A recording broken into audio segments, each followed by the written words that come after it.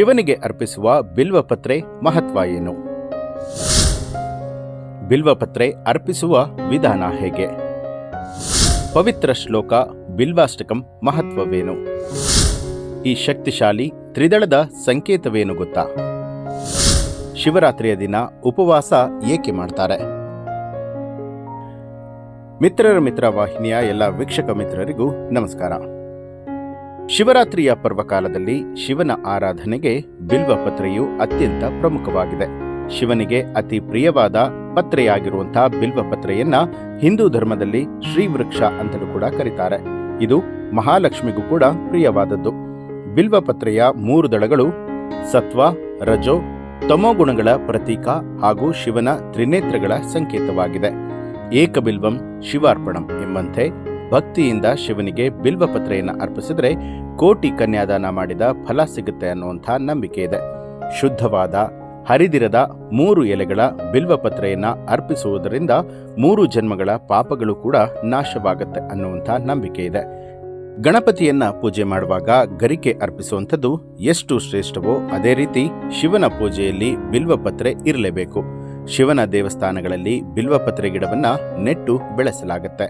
ಈ ಬಿಲ್ವಪತ್ರೆಯನ್ನ ಶಿವನಿಗೆ ಅರ್ಪಿಸಿದಾಗ ಬಿಲ್ವಾಷ್ಟಕಂ ಸ್ತೋತ್ರವನ್ನ ಹೇಳಬೇಕು. ಬಿಲ್ವಾಷ್ಟಕಂ ಶಿವನ ಆರಾಧನೆಯಲ್ಲಿ ಅತ್ಯಂತ ಪವಿತ್ರವಾದ ಸ್ತೋತ್ರವಾಗಿದೆ. ಇದು ತ್ರಿದಳ ಬಿಲ್ವಪತ್ರೆಯನ್ನ ಶಿವನಿಗೆ ಅರ್ಪಿಸುವಾಗ ಪಠಿಸುವಂತಹ ಮಂತ್ರ.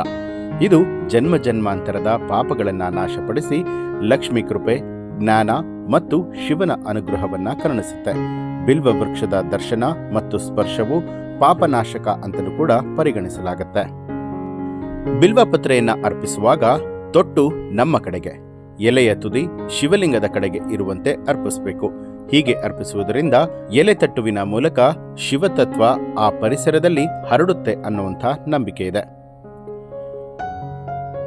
ಇನ್ನು ಬಿಲ್ವಾಷ್ಟಕಂ ಮಹತ್ವವನ್ನ ನೋಡೋದಾದ್ರೆ, ಬಿಲ್ವಾಷ್ಟಕಂ ಪಠನೆ ಮಾಡೋದ್ರಿಂದ, ಶಿವನಿಗೆ ಬಿಲ್ವಪತ್ರೆ ಅರ್ಪಿಸೋದ್ರಿಂದ ಕೋಟಿ ಕೋಟಿ ಪೂಜೆಗಳನ್ನ ಮಾಡಿದ ಫಲ ಸಿಗುತ್ತೆ ಮತ್ತು ಘೋರ ಪಾಪಗಳು ಕೂಡ ನಾಶವಾಗತ್ತೆ ಅನ್ನುವಂಥ ನಂಬಿಕೆ ಇದೆ. ಬಿಲ್ವದ 3 ಎಲೆಗಳು ಶಿವನ 3 ಕಣ್ಣುಗಳ ಪ್ರತೀಕ, ತ್ರಿಗುಣಗಳು ಮತ್ತು ತ್ರಿಶೂಲವನ್ನ ಇದು ಪ್ರತಿನಿಧಿಸುತ್ತೆ. ಇದನ್ನ ಅರ್ಪಿಸುವಂಥದ್ದು ಸಕಲ ದೇವತೆಗಳನ್ನ ಪೂಜಿಸಿದಷ್ಟೇ ಶ್ರೇಷ್ಠ ಅಂತ ಹೇಳಲಾಗತ್ತೆ. ಇನ್ನು ಲಕ್ಷ್ಮೀ ಕೃಪೆ. ಬಿಲ್ವ ವೃಕ್ಷವು ಲಕ್ಷ್ಮೀದೇವಿಯ ತಪಸ್ಸಿನಿಂದ ಉದ್ಭವಿಸಿದೆ. ಆದ್ದರಿಂದ ಇದು ಸಂಪತ್ತು ಮತ್ತು ಸಮೃದ್ಧಿಯನ್ನ ಕೊಡುತ್ತೆ ಅಂತ ನಂಬಿಕೆ ಇದೆ. ಬಿಲ್ವಪತ್ರೆಯಿಂದ ಶಿವನನ್ನ ಆರಾಧನೆ ಮಾಡುವುದರಿಂದ ಅಜ್ಞಾನ ಮತ್ತು ಮಾಯೆಯನ್ನ ಹೋಗಲಾಡಿಸಿ ಮನಸ್ಸಿಗೆ ಶಾಂತಿ ಮತ್ತು ಜ್ಞಾನವನ್ನ ನೀಡುತ್ತೆ. ಇನ್ನು ಶಿವರಾತ್ರಿಯ ದಿನದಂದು ಹಲವರು ಉಪವಾಸವನ್ನ ಮಾಡ್ತಾರೆ. ಆದರೆ ಇದರ ಹಿಂದಿನ ಇತಿಹಾಸ ಏನು ಅನ್ನುವಂಥದ್ದು ಎಷ್ಟೋ ಜನರಿಗೆ ಗೊತ್ತಿರೋದಿಲ್ಲ. ಇದು ಆಧ್ಯಾತ್ಮಿಕ, ಪುರಾಣಿಕ ಮತ್ತು ಯೋಗಿಕ ಅರ್ಥವನ್ನ ಹೊಂದಿರುವಂತಹ ಆಚರಣೆ. ಹಾಗಿದ್ರೆ ಶಿವರಾತ್ರಿಯಂದು ಉಪವಾಸ ಮಾಡೋದ್ರಿಂದ ಏನೆಲ್ಲ ಸಿಗುತ್ತೆ ಅಂತ ನೋಡೋದಾದ್ರೆ, ಉಪವಾಸದಿಂದ ದೇಹಕ್ಕೆ ವಿಶ್ರಾಂತಿ ಸಿಗುತ್ತೆ, ಜೀರ್ಣಕ್ರಿಯೆ ಕಡಿಮೆ ಆಗುತ್ತೆ, ಮನಸ್ಸು ಹೆಚ್ಚು ಶಾಂತವಾಗಿರುತ್ತೆ.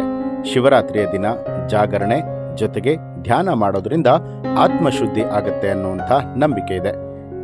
ಇದರಿಂದಾಗಿ ಮನಸ್ಸು ಹಾಗೆ ದೇಹ ಶುದ್ಧವಾಗುತ್ತೆ. ಶಿವರಾತ್ರಿ ಹಬ್ಬದ ದಿನ ಶಿವನ ಶಕ್ತಿ ಹೆಚ್ಚು ಸಕ್ರಿಯವಾಗಿರುತ್ತೆ ಅನ್ನುವಂಥದ್ದು ಭಕ್ತರ ನಂಬಿಕೆ. ಉಪವಾಸದಿಂದ ಇಂದ್ರಿಯಗಳ ನಿಯಂತ್ರಣ ಆಗುತ್ತೆ. ಇದು ಶಿವಭಕ್ತಿಯ ಪ್ರಮುಖ ಭಾಗ ಅಂತಲೂ ಹೇಳಬಹುದು. ಇನ್ನು ಇದರಿಂದಾಗಿ ಶಿವತತ್ವಕ್ಕೆ ಸಮೀಪವಾಗೋದಕ್ಕೆ ಸಹಾಯ ಆಗುತ್ತೆ. ಹಸಿವು, ನಿದ್ರೆ, ಇಂದ್ರಿಯಗಳ ಮೇಲೆ ನಿಯಂತ್ರಣವನ್ನ ಸಾಧಿಸುವಂಥದ್ದು ಭಕ್ತಿಗೆ ಬೇಕಾದ ಶಿಸ್ತು. ಉಪವಾಸ ಇದನ್ನ ಮಾಡಿಸುತ್ತೆ. ಇದರಿಂದಾಗಿ ಆಸೆಗಳ ನಿಯಂತ್ರಣ ಕೂಡ ಆಗುತ್ತೆ ಅನ್ನುವಂಥದ್ದು ಈ ಒಂದು ಉಪವಾಸದ ಪ್ರಮುಖ ಕಾರಣ ಅಂತ ಹೇಳಬಹುದು. ಕೇವಲ ಆಧ್ಯಾತ್ಮಿಕವಾಗಿ ಮಾತ್ರವಲ್ಲದೆ ವೈಜ್ಞಾನಿಕವಾಗಿಯೂ ದೈಹಿಕವಾಗಿಯೂ ಕೂಡ ಸಾಕಷ್ಟು ಪ್ರಯೋಜನಗಳಿದೆ.